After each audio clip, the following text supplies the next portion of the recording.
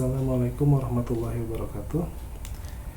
Oke, di video kali ini kita akan membahas tentang materi terakhir dari Introduction to Linguistics, yaitu pragmatics. Let's see the definition. Pragmatic is a branch of linguistics that studies how context contribute to meaning. The discussion is still about meaning, similar to semantic, but the difference lies in the context. Jadi yang membedakan pragmatik sama semantics adalah konteksnya. Jadi sama-sama bicara tentang meaning, ya, makna. And then the focus is real life situation.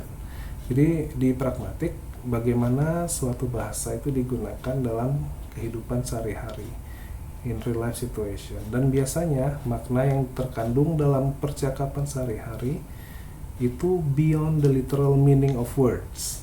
Jadi maknanya itu melampaui atau melebihi makna literal, ya, yang sudah kita bahas di pertemuan sebelumnya. Jadi biasanya yang kita ucapkan dalam real life situation or conversation, it has meaning, the meaning beyond the literal meaning of words, ya, jadi tidak literal. Jadi ada makna tersembunyi atau makna lain dalam setiap ucapan yang kita sampaikan. Let's see an example. A person says, "It's cold in here." Jadi ada suatu kalimat, "It's cold in here." Jadi di sini dingin, ya. Jadi di sini dingin, seperti itu. And this sentence contains two meaning. The first is literal meaning. Jadi makna sebenarnya, makna harfiah kalau dalam bahasa Indonesia, ya. It's cold in here bisa dimaknai bahwa the temperature is low. Jadi temperatur atau suhu ruangannya rendah. Nah, itu namanya literal meaning. Tapi dalam pragmatics itu ada makna lain, makna di balik kalimat yang diucapkan. Kalau menurut pragmatic meaning, the speaker might be asking for the window to be closed or the heater to be turned on. Saat kita bicara ruangan ini dingin, ya, maknanya tidak benar-benar mengomentari suhu ruangan tersebut, tapi mengandung makna kita meminta lawan bicara kita untuk menghidupkan pemanas atau membuka atau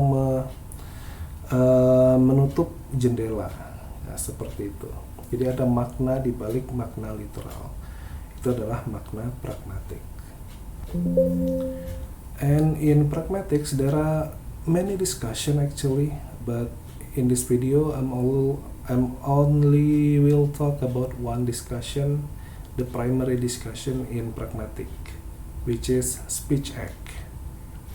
Speech acts are action performed via utterance, ya. Jadi sesuatu aksi, suatu kegiatan yang dilaksanakan melalui ucapan atau ungkapan. They are fundamental to understanding how language is used not only to convey information but also to perform action in communication. Jadi setiap apa yang kita ucapkan itu tidak hanya untuk menyampaikan informasi, ya, karena fungsi bahasa itu ya untuk menyampaikan meaning sebenarnya. Tapi di balik itu ada action yang bisa dilakukan atau diambil di balik makna yang kita sampaikan. Dan speech act ini dibagi menjadi 3, locutionary, illocutionary, and perlocutionary. Let's discuss the first one, locutionary.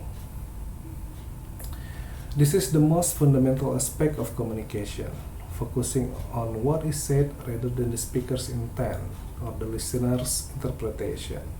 Secara sederhana, locutionary speech act itu adalah makna literal, ya. Jadi seperti yang sudah disampaikan di awal, makna dalam sebuah conversation, in daily life conversation misalnya, itu mengandung 2 makna, ada literal meaning, ada pragmatic meaning. Nah, di pragmatic ada speech act yang dibagi 3, dan di bagian pertama adalah locutionary. Jadi locutionary ini bisa dikatakan adalah literal meaningnya, makna harfiah dari kalimatnya. Contoh, the door is open. Jika kita mendengar kalimat itu, kemungkinan makna yang pertama adalah bahwa menyatakan bahwa ada sebuah pintu yang terbuka. The door is open. Itu locutionary meaning. Ya, jadi makna pertama itu adalah makna harfiah. And then the second, illocutionary speech act. Ini they reveal the intended function or purpose behind an utterance. Jadi di illocutionary speech act, ya, selain menyampaikan makna literal, ya, makna literal tadi ada di locutionary. Kalau di illocutionary ini makna kalimat atau ucapan yang kita sampaikan kepada seseorang atau lawan bicara kita itu mengandung tujuan. Ada tujuan tersembunyi. Contohnya seperti requesting, promising, or warning. Kalimat yang kita ucapkan tidak benar-benar menggunakan format requesting kalau kita sedang meminta seseorang melakukan sesuatu. Biasanya kan kalau kita meminta seseorang melakukan sesuatu, kita pakai kata please, would you, can you, seperti itu. Promising, I will. Tapi dalam percakapan sehari-hari, biasanya ini tidak diucapkan menggunakan format tersebut. Jadi makna ini meminta tolong, menjanjikan sesuatu, mengancam, atau fungsi-fungsi lainnya itu tersimpan di dalam kalimat itu sendiri, tidak secara harfiah terucap. Contohnya, the door is open. Makna illocutionary-nya adalah a suggestion for someone to close the door. Jadi ada fungsi tersembunyi, ada niat tersembunyi ya di balik kalimat. Kalau kita analisis kalimatnya, the door is open, pintunya terbuka. Secara literal, ya dia ingin menyampaikan bahwa ada sebuah pintu dan dia terbuka. Tapi secara illocutionary, dia ada maksud atau niat tersembunyi saat seseorang mengucapkan kalimat ini. The door is open. Niat dia adalah dia menyarankan atau meminta tolong orang lain agar menutupkan pintu yang terbuka. Nah, jadi illocutionary itu adalah niat tersembunyi atau fungsi tersembunyi atau tujuan tersembunyi dari seseorang mengucapkan sebuah kalimat. Dan terakhir adalah perlocutionary speech act. Kalau locutionary itu makna harfiah, illocutionary itu adalah makna atau tujuan di balik suatu kalimat. Kalau perlocutionary speech act adalah action taken by the listener. Jadi apa efek dari kalimat yang diucapkan terhadap pendengar. Jadi saat kita mengucapkan sesuatu kalimat, pendengar akan melakukan sesuatu sebagai respon. Itu adalah perlocutionary. So, bisa dilihat di definitionnya, the effect the utterance has on the listener. Jadi efek dari kalimat yang kita ucapkan terhadap orang yang mendengar. Dan fokusnya adalah the reaction it evokes. Jadi reaction atau action yang diambil oleh pendengar. Contohnya, the door is open. Kalau secara perlocutionary, jadi maknanya adalah action yang diambil oleh pendengarnya adalah setelah mendengar kalimat the door is open adalah si pendengar gets up and close the door. Jadi si pendengar itu bangun dan menutup pintunya. Nah, jadi perlocutionary itu efek dari kalimat terhadap atau action yang diambil oleh pendengar setelah mendengarkan kalimat yang kita ucapkan. Itu perlocutionary.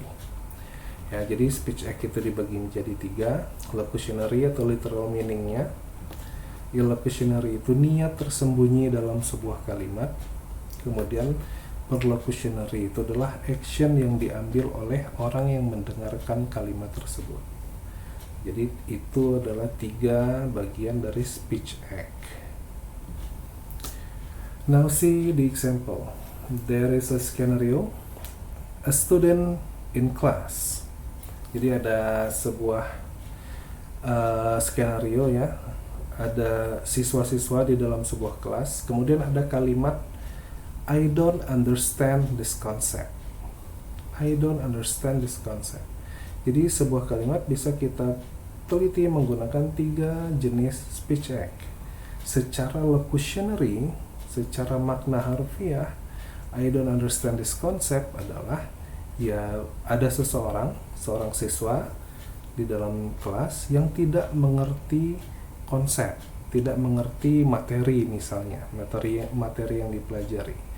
Jadi makna harfiahnya bahwa ada seseorang yang memang tidak mengerti suatu konsep. Secara illocutionary, jadi kalimat I don't understand this concept itu sebenarnya adalah a request for the teacher to explain the concept. Jadi di kalimat ini I don't understand the concept ini mengandung makna bahwa si siswa tadi itu sedang meminta tolong ya. Jadi ini walaupun tidak ada kata please, tidak menyebut guru atau tidak ada detail yang lain, sebenarnya maksud dari si anak tadi adalah meminta tolong kepada gurunya untuk menjelaskan konsep tersebut. Kemudian perlocutionary-nya, jadi perlocutionary adalah efek ya, action yang diambil oleh orang yang mendengarkan. Jadi setelah mendengarkan kalimat I don't understand this concept, the teacher re-explain the concept. Jadi efeknya terhadap pendengar, si guru yang mendengar kalimat ini akan menjelaskan ulang konsep tersebut kepada si anak. Nah, jadi seperti itu ya, 3 jenis speech act. Kita lihat contoh yang kedua. A lecturer giving feedback. Kemudian ada kalimat your answer had several errors. Mungkin ini gurunya yang atau dosennya yang mengucapkan ya, bahwa jawaban kamu ada banyak error. Makna locutionary-nya, makna harfiahnya ya bahwa jawaban kamu itu banyak salahnya. Nah, itu locutionary. Makna illocutionary-nya, ada makna atau pesan tersembunyi di dalam kalimat your answer had several errors. Maknanya adalah criticism. Ya, sebuah kritik intended to encourage improvement. Jadi sebuah kritik yang tujuannya adalah untuk mengencourage si siswa. Nah, jadi kalimat ini kalau makna illocutionary-nya adalah berisi sebuah kritikan atau penyemangat.